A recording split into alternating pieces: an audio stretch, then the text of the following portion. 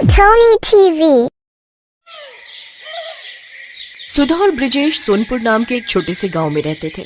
ब्रिजेश गांव भर में घूम घूम कर लोगों के घर काम करके अपनी रोजी रोटी चलाता था, जिससे उसकी आमदनी कुछ खास नहीं होती थी। लेकिन अब पिछले कई दिनों से ब्रिजेश को कभी कभार ही काम मिल पाता था, जिससे उनके घर पैसों की और भी तंगी होने लगी। ऐसे ही एक रोज सुधा ब्रिजेश से, सुनिए जी, घर में अन्न का एक दाना भी नहीं है और मेरे पास जो थोड़ी बहुत बचत थी वो भी खत्म हो चुकी है। अब आप कहीं से पैसे ले आइए ताकि हम थोड़ा राशन ला सके।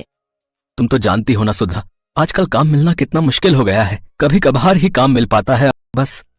आप परेशान क्यों होते हो जी? देखना एक दिन वो सब ठीक कर देगा। तुम बिल्कुल ठीक कहती हो सुधा। अच्छा, मैं कुछ काम ढूंढने के लिए जाता हूँ। ब्रिजेश बाहर जा ही रहा होता है कि तभी एक बड़ी सी कार उनके दरवाजे के सामने आकर रुकती है, जिसमें से एक औरत हाथ में साल भर का बच्चा लिए अपने पति के साथ कार से उतरती है। कार की आवाज से सुधा भी बाहर आ जाती है।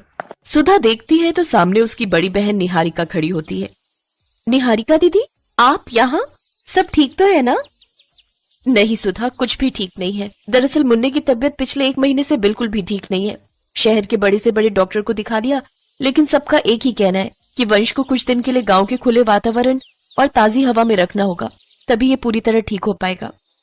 हाँ सुधा, और हमारे सभी रिश्तेदारों में एक तुम ही हो जो गांव में रहती हो, इसीलिए हमें सीधा तुम्हारा ख्याल आया।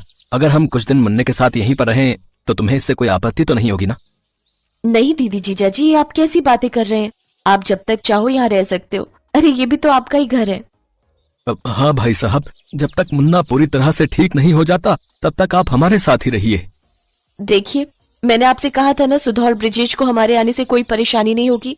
आप तो खामखा ही परेशान हो रहे थे।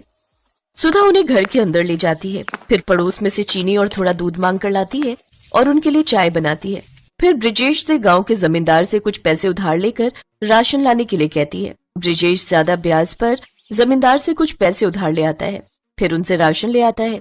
सुधा सबके लिए खाना बनाती है, फिर अपनी दीदी और जीजा को पेट भर खाने के लिए देती है, जबकि खुद दोनों पति पत्नी आधा पेट ही खाते हैं ताकि राशन ज्यादा दिन तक चल सके। फिर आधी रात होते ही मुन्ना जोर जोर से रोने लगता है। चुप हो जा मुन्ना, चुप हो जा, चुप हो जा, चुप हो जा। ओफो निहारिका, क्या हुआ? मुन्ना इतना रो क्यों रहा है? लगता है इसे दूध पीना है। वो क्या है ना, इसे दूध पीकर सोने की आदत है। हाँ, बच्चों के लिए दूध तो बहुत जरूरी है। सुधा, तुम्हें ध्यान रखना चाहिए था ना। अरे इसमें सुधा की कोई गलती नहीं है, मुझे लगा था कि इसका पेट भर गया है। खैर सुधा, जरा मुन्ना के लिए दूध ले आना।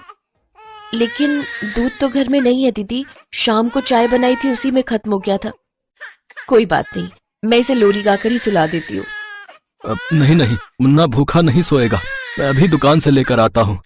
ब्रिजेश जल्दी से बाहर जाता है और दूध लाकर सुधा को देता है, जिसके बाद सुधा वो दूध गर्म करके मुन्ना को पीने को देती है। ऐसे ही एक रोज तेज बारिश हो रही होती है, जिसे देख आयुष कहता है, वाह, आज तो गर्मा गर्म चिकन बिरयानी खाने का जी कर रहा है। अभी मैं शहर में होता तो अपने कुक को कहता, वो जल्दी से बना कर ले आता। जीजा जी, आप परेशान मत होइए, आपका कुक तो नहीं लेकिन ये साली है ना, मैं बना देती हूँ। सुधा रसोई में जाती है तो वहां तेल और मसाले नहीं होते। फिर वो ब्रिजेश से कहती है।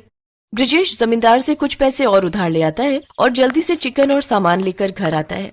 फिर सुधा चिकन बिरयानी बनाकर सबको खाने के लिए देती है। 3 दिन बाद वो जमींदार उनके घर पहुंच जाता है। क्यों रे ब्रिजेश, पैसे लेने तो तू हर हफ्ते आ जाता है, लेकिन लौटाने के नाम पर तेरी शक्ल नहीं दिखती है? जमींदार साहब, मैंने कहा तो था आपको, आपके पैसे लौटा दूंगा, फिर यूं घर पर आए मेहमानों के सामने तमाशा करने की क्या जरूरत है?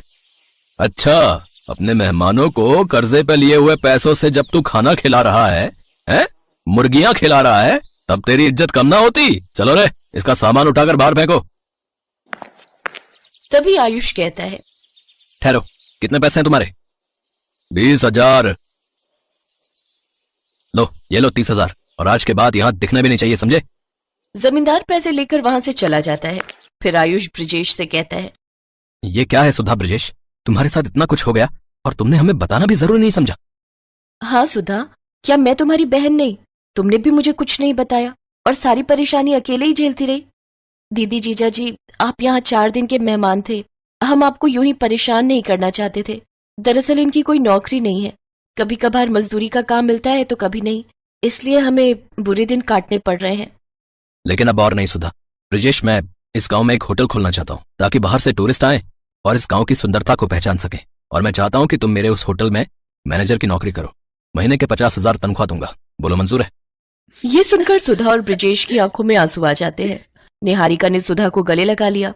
कुछ ही महीनों में उस गांव में होटल बनकर तैयार हो गया, जहां दूर दूर से टूरिस्ट आने लगे और उनकी खूब कमाई होने लगी। अब ब्रिजेश और सुधा ने भी अपना एक बड़ा पक्का घर बनवा लिया। अब उनकी जिंदगी के सारे दुख दूर हो गए और वो खुशी खुशी रहने लगे।